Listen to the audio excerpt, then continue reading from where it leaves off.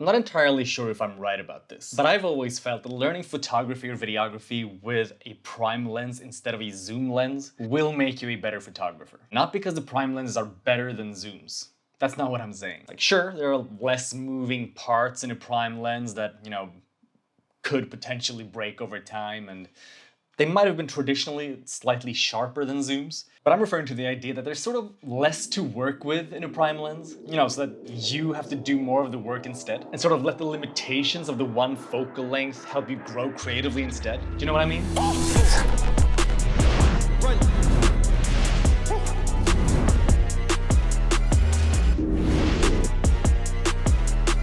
Welcome back to the channel, my friends. If you're new here, my name is Chris. I'm a full-time photographer and videographer living in Gothenburg, Sweden. And today we're talking about lenses. I only use prime lenses whenever I'm shooting with my Sony A7S III, whenever I'm shooting videos.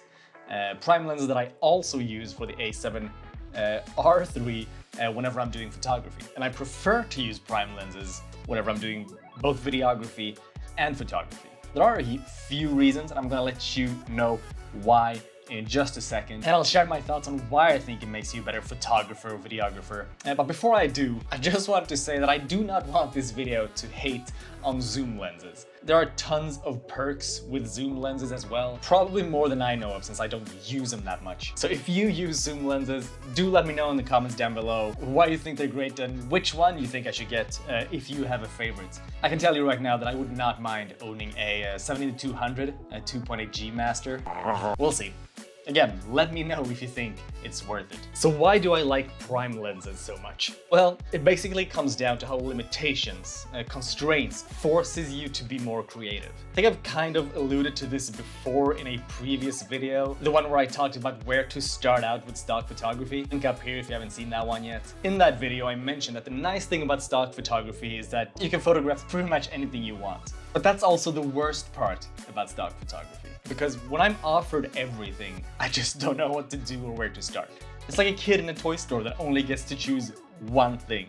It's hard. And it might even end up killing your creative vibes in the end. I remember when I first fell in love with prime lenses, and I took photography in high school, and we learned manual photography shooting on film. And we were using these old Olympus, Kodak, Minolta cameras belonging to the school. The cameras like this one right here. And just like this camera is right here, we were using prime lenses in school. As far as I can remember, they only had primes for us to choose from. Like, sure, they had a lot of different focal lengths we could choose from, but we're typically only getting access to like one lens at a time, just so there be enough lenses for all the students in all the different classes. So in other words, very rarely more than one focal length, more than one prime lens in our bag. So no matter what the assignment was, I would have to get it done using that 50mm or 85mm or whichever lens I happened to get at the time. And I did get the assignments done. I always made it work, and so did everyone else. So I had that constraint the whole time I was learning photography.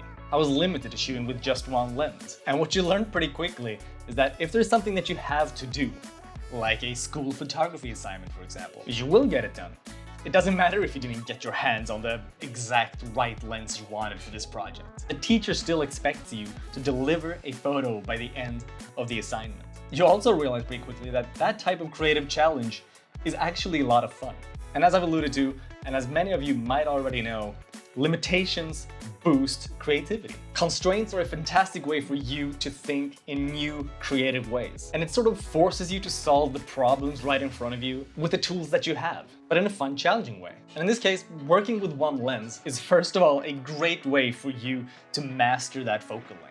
I think when it comes to the primes that I use the most, I know pretty much exactly where I need to stand, like how far away from my subject I need to be to get the kind of shot that I'm looking for. And that is thanks to working with these prime lenses so much, that their focal lengths are sort of etched into my brain. I actually just finished up a client project, that's why I haven't posted a new video for a few weeks. And during that entire video shoot, a week-long shoot, I only switched lens once for a specific shot. Now, I'm not saying that's the way to go for every video, it's definitely not. But the confidence that comes with knowing that you can pull off an entire video shoot using just one lens is really hard to beat. So another thing that prime lenses teach you is that both you and your lens are a lot more versatile than you might think. I mean, we often fool ourselves into thinking that the 85mm is only for portraits, or the 35mm is only for street photography, 24 only for architecture, and so on. But you can still take a great portrait with a 35mm, and you can still do landscape photography with an 85mm if you want to. You just have to move around more. Like physically move your body around the location. Move around the scene and find the shots that work. And in doing so, you're going to learn so much about your prime lens and its possibilities. And you will find a lot of new shot ideas, a lot of new angles that you probably would not have found if you were just standing in the same spot, zooming in and out on your zoom lens. So do try challenge yourself by going out and shoot with just one prime lens, if you have one available to you. And if you're looking to buy your first lens, don't be afraid to make that first lens a 35mm or a 50mm prime lens. Because even though it will come with some limitations, I think it will help you grow creatively in the end. Just don't go out and buy like a 200mm telephoto prime lens as your first lens, because that's probably going to take the limitations a little bit too far. And with that, I think I'm just going to end the video right here. If you found this video interesting in any way, please feel free to hit the like button.